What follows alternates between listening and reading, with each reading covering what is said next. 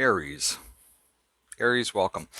So, as I was shuffling cards for you, um, it seems your energy is very heavy today.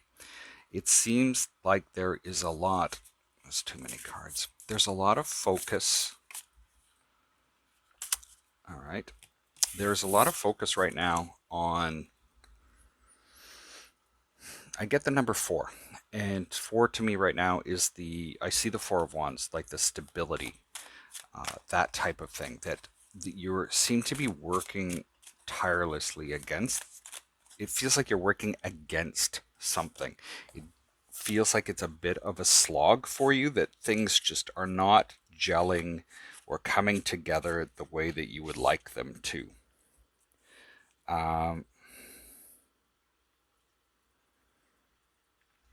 when we see shift the way to new potential, this talks about tolerance, humility. It talks about new ways of thinking and letting go of expectations. So this is really, really tying in well with what's gone on. And we can see that shifting happening when you start to really take a mindset towards things. When you focus and really cut away all the strings, and that's what I see here, is cutting away all those strings that are holding you back, that are clouding your vision. I see this actually as an iris, and this this knot in the middle is clouding your vision. When you're able to actually clear away that rationally, things start to move. Things start to move forward. You see the Page of Wands, they're rushing forward. We see the wheel, it's starting to turn. We see the same web sort of there. And then we have the Fool. And that Fool is like, yeah, you know what? This is going to put you on to a new journey. This may be something that's very exciting. And then when we look into your desire, we have 2 cards that come out this time. And as I'm looking at that, we see, what does your soul say? What does your soul say? Like, oh, that's kind of hard to do sometimes. And we see follow through as well. So being able to understand what you really want deep down, and I go back to this current energy of cutting away those cords, cutting away the things that are blocking you from seeing. We see the Hierophant, the King of Wands, the Knight of Wands, and the 5 of Cups. You may be needing guidance at this particular point in time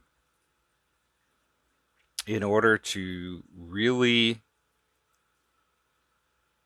it seems like things you've stepped up and done before, you were in and out of, and it left you with regrets.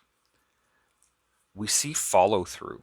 The Hierophant and the King of Wands, to me, is more about follow through. Figuring out what actually you really, really desire. When we look at the soul, what does your soul say? We see the Hierophant connected to a higher power, looking at those types of things and being able to follow through with it, and not have anything left to regret. So this is tying in very, very well with what is going on in your current energy. So a couple of things come out when we look to the possible outcome. What you've gone through supports your future because you've already solved those problems in the past and you're able to step forward. And then fill your cup with sacred giggles. I think laughing at any point in time is a good thing. This also points to completion. And I would say celebration as well. So when you're able to do something and you can finish it off, and then you can move forward looking at this going, hey, you know what? I was able to do that and actually extract and celebrate the joy that's there. We have the Knight of Swords followed by the Four of Wands. That's what I was talking about earlier. The Two of Coins and the Knight of Coins. So the Knight of Swords, taking that action, moving forward, being clear and decisive about your future, the things that make you stable, so that you're not on this sort of balancing act with the Two of Coins, being able to move forward steadily. Queen of Wands, Temperance, Ace of Cups, Three of Cups. So we see this is what's working for you. Queen of Wands is your energy. We also have the King and Queen on here, followed by the Ace of Cups and the Three of Cups. There can be a moderation that's starting to happen within some type of connection or friendship. And with the Ace of Cups here, there can be a renewed love here. However, what you need to be aware of, that there are things that you are standing up against and standing for. This also seems like work. We have the Nine of Swords. This is causing you stress. You are holding back, especially when it comes to this connection. We have the Three of Swords. So this is kind of nice, actually. We can see that where this reservation is coming from, this fear of getting hurt. We have the Page of Swords, the Strength card, the Ten of Cups, and the Ten of Wands. The Page of Swords, you may be watching what's going on and quietly just looking at what's going on and trying to come up to this Ten of Cups energy, but it's really, really burdensome. It's almost like you feel possibly left out. And then we have one final card for you, Aries, and that is your living poetry.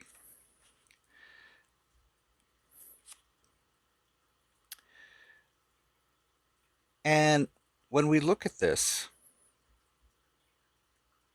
there's blessings that are coming. What is your potential? What can you actually create? What is, and then didn't we see something about your story earlier? Oh no, sorry, your past supports your future. It was another sign that got that.